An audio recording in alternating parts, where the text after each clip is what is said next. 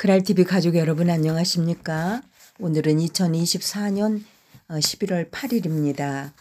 정민 작가의 책벌레와 메모강이라는 책을 읽다가 오동잎은 그리움이다 라는 대목에 제 눈이 머물렀습니다. 지금 여러분이 보고 있는 사진이 오동잎 꽃, 오동꽃이지요. 자, 오동잎은 그리움이라고 했는데 왜 그랬을까 한번 책 속으로 들어가 보겠습니다. 명나라 진계유의 진주선이란 책을 펼쳐 읽는데 오동잎 하나가 또 날아든다. 한 번 시작하니 끝이 없다. 촉당의 후계도가 대자사란 절에 누달하게 올라 난간에 기대 가을 경치를 구경하고 있었다. 그때 바람이 휙 불더니 그의 발치 아래로 오동잎 하나를 떨궜다. 무심코 눈길을 주자 그 위에 글씨가 잔뜩 적혀 있었다. 오동잎 위에 글씨가 적혀 있다는 거지요. 그는 오동잎을 주워들었다. 시 한 수였다. 두 뺨과 두 눈썹을 훔쳐 닦음은 마음속 일 답답해서 그런 거지요. 붙들고 뜨락섬들 내려서서는 그립다는 글자를 써본답니다. 이 글자를 돌에다 쓰지를 않고 이 글자를 종이에도 쓰지 않지요. 가을잎 위에다 글씨를 써서 가을바람 따라 가길 바라봅니다. 천하에 마음 있는 사람이라면 그리다가 죽는단 말 다 알겠지요. 천하에 마음 없는 사람이라면 그립다는 말의 뜻도 모를 거예요. 마음 있는 사람일지 그 반대일지 어느 곳에 떨어질지 알 수 없네요. 참 시적이지요. 그는 말없이 나뭇잎을 오래 들여다보았다. 그러고는 그 오동잎을 옷소매 속에 간직해 두었다. 누구일까? 궁금했다. 가을이 깊어지면서 그녀의 까닭 모를 근심도 깊어졌던 모양이다. 그녀는 마음속에 사랑을 품었다. 그런데 그 사랑을 얘기할 힘을 만나지 못했다. 가을 등불 아래 거울을 보고 앉았자니 눈물이 뚝 떨어진다. 그녀는 손으로 눈물을 닦으면서 마당으로 내려선다. 지천으로 굴러다니는 오동잎 하나를 주워 들고 그 위에 상살한 두 글자를 쓴다.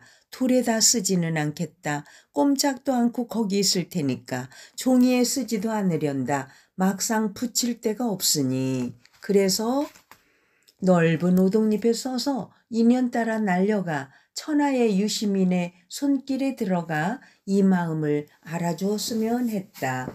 부시민에게는 들어가나 안 들어가나 마찬가지다. 부시민은 아무 생각이 없는 사람이지요. 유시민, 어떤 생각, 이런 마음을 알아줄 사람, 그런 사람한테 이 오동잎이 가기를 바라고 있는 거예요. 이 오동잎, 내 사랑의 마음을 새겨놓은 오동잎은 어떤 사람의 손에 들어갈 것인가? 여기까지가 시의 내용이다. 궁금해서 다음을 보니 책의 기록은 이렇게 싱겁게 끝이 난다.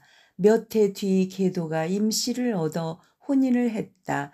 잎사귀에 글씨를 쓴 것은 바로 그녀였다. 계도는 어떻게 임씨를 찾아냈을까? 그리고 어찌해서 정처 없던 그녀 사랑의 종착점이 되었을까? 오동잎이 맺어준 사랑, 한 편의 소설로 이어보고 싶은 얘기다. 이덕무의 청비록에서 이런 시도 찾았다. 고성현감을 지낸 김성달의 첩 이 씨는 글자를 겨우 400자 정도 알았다. 김성달이 죽자 그녀는 낭군의 시고를 끌어안고, 시의 원고가 시고죠. 사흘 동안 통곡했다. 그 후 그녀는 갑자기 시를 지을 수 있게 되었다. 사흘간 끌어안고 우는 사이에 낭군의 시혼이 그녀 속으로 옮겨왔던 걸까? 그녀가 지은 시는 자기가 아는 400글자의 범위를 벗어나지 않았다. 그런데도 사람을 놀래는 구절이 적지 않았다. 다음은 그녀가 읊은 오동을 노래함이란 작품이다. 오동나무 이거죠. 똑같은 거죠. 한 그루 오동나무 사랑하노니 집 앞에 늦은 그늘 들이우느나 하지만 한밤중에 비라도 오면 애끓는 소리 낼까 걱정이라네. 이렇게 짤막한 시입니다. 앞서는 사랑을 맺어준 오동잎 얘기고 이것은 사랑이 떠난 뒤의 오동잎 사연이다. 마당 앞에 우뚝 선 오동나무가 무더운 여름날 오후엔 시원한 그늘을 드리워준다. 옛날에는 딸을 낳으면 오동나무를 심었죠. 왜냐하면 그 오동나무로 농을 만든다고 했잖아요. 그 그늘이 그래서 집집마다 오동나무가 많았던 거지요. 그 그늘이 고마워 내가 저 나무를 아끼고 사랑한다. 하지만 이미 떠나고 없는 빈방에서 깊은 밤에 혼자 잠잘 때 후두둑 빗방울이 그 넓은 잎을 난타하면 그 소리에 깬 잠을 다시 이을 수가 없다. 이때는 좀 전의 사랑스러움이 간데 없어진다는 의미다. 그늘을 주는 오동은 고맙지만 떠난 임 생각에 불면의 밤을 지새우게 만드는 오동은 얄밉다. 궁금해져서 한국 고전 종합 DB에 접속해 한글로 제오엽이라고 검색했더니 다시 한시 한수가 걸려든다. 조선 인조 때 정백창이 쓴 제오엽이란 시다. 부제목은 임수경, 김시양 두 형에게 붙이다로 되어 있다. 그가 쓴 오동잎 시는 내용이 또 어떠한가? 또 두그루 오동 심어 봉황을 보쨌더니 봉황은 오질 않고 서리꽃만 차갑구나. 지금 날려 떨어짐이 버들보다 앞서니 입 가득 시 저금에 마음에 더욱 애틋하. 김도양의 투코리언스가 부른 벽오동이란 노래 가사가 생각난다. 김도양 가수 여러분 생각나죠? 봉황은 벽오동이 아니면 내려앉는 법이 없다. 그 열매가 아니고는 입에 대지 않는다. 내 마당에 두그루 벽오동을 심어 봉황 같은 그대 두 분이 날 찾아주길 바랐었지요. 그런데 봉황은 끝내 오질 않고 가을 이슬만 차갑군요. 넓은 잎은 가뭇 없이 떨어져 마당을 뒹구는데 두 분은 언제 나를 찾아주려는지요. 그리움 가눌 길 없어 붙들어 오동잎에 내 마음을 적어 보냅니다. 보고 싶습니다. 이 가을이 다 가기 전에 얼굴 한번 보여주지 않으려는지요. 이 세 편의 시 속에 등장하는 오동잎은 그리움이다. 이루지 못한 사랑이다. 오동잎은 기다림이다. 기다리는 사람은 끝내 오지 않는다. 가을이 깊어간다. 오늘은 옌칭 도서관 선본실에 가서 인보 몇 권을 촬영했다. 일본 인보인데 인문이 인상적인 것이 많고 색임 또한 품격이 높았다. 여기서 또 오동잎을 만났다. 도처에 오동잎 홍수다. 어찌해 이런 일이 동시다발적으로 벌어지는 걸까? 눈길을 주기 전에는 있어도 있는 것이 아니고 봐도 본 것이 아니다. 먼저 수월제 인보 중에 한 방.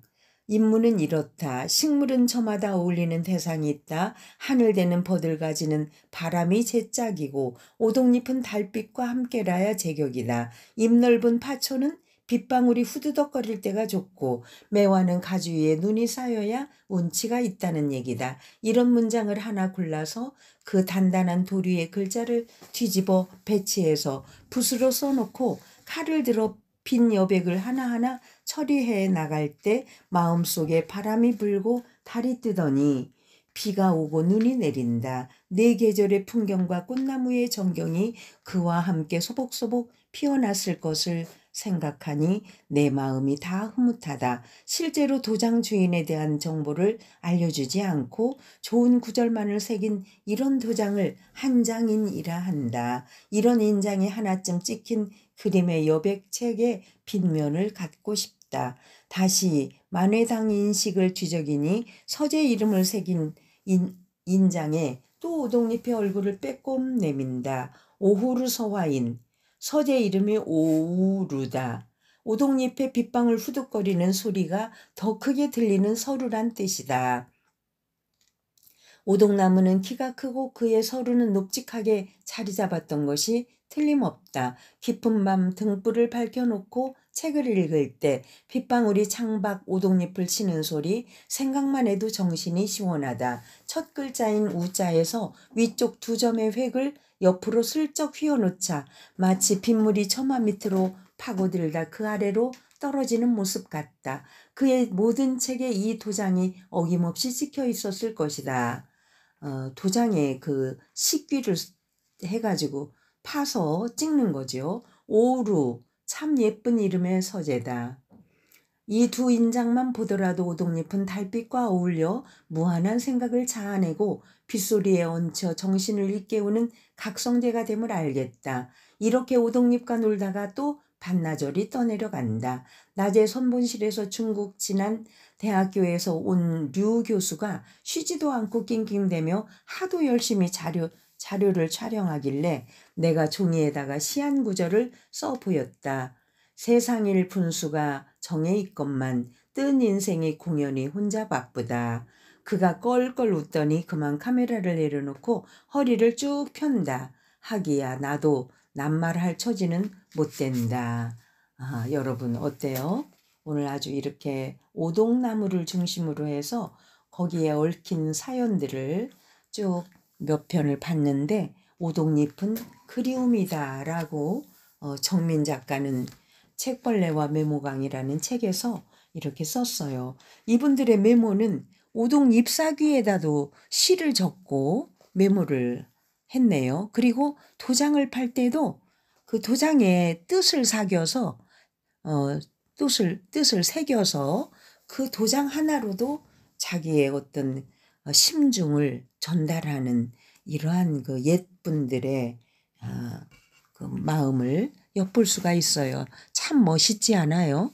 굉장히 마음의 여유가 있고 운치가 있었던 우리 선조들의 그 글사랑, 메모사랑, 그리고 자연사랑, 오동잎에 얽힌 이야기를 몇 편 봤습니다. 여러분도 글을 읽고 쓰는데 기쁨을 누리시기를 바랍니다. 그랄TV 윤석기였습니다. 감사합니다.